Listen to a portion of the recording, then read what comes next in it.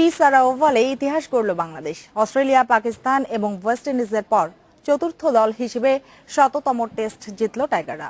৪ বছর পর দেশের বাইরে টেস্ট জিতল মুশফিকের দল। দ্বিতীয় ইনিংসে ৩১৯ রানে অল আউট হলে বাংলাদেশের সামনে লক্ষ্য দাঁড়ায় ১৯১। তামিমের হাফ সেঞ্চুরিতে ৪ উইকেটে জেতে বাংলাদেশ। ম্যাচ সেরা তামিম, সিরিজ সেরা Shakib. Will we see a big shot from Mehdi? There's a sweep and it's gone through him. পিসারা ওভাল জয় করল বাংলাদেশ। আগের ৩ টেস্টে যেখানে ইনিংস হার, সেখানে ১০০তম টেস্টে পিসারায় ইতিহাস।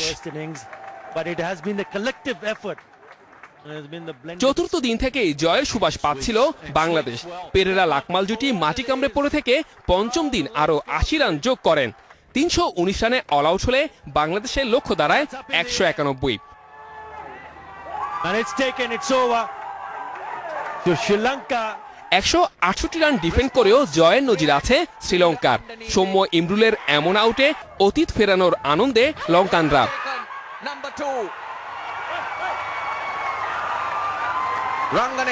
কিন্তু তামিম সাব্বির পাত্তাই দিলেন না হেরাথ, পেরেরা, সান্দাকানকে।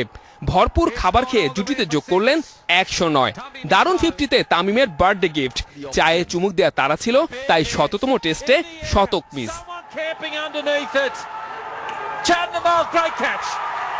পেরেরাকে ক্রস ব্যাটে খেলতে গিয়ে ৪০-এর ঘরে আটকে গেলেন সাব্বির।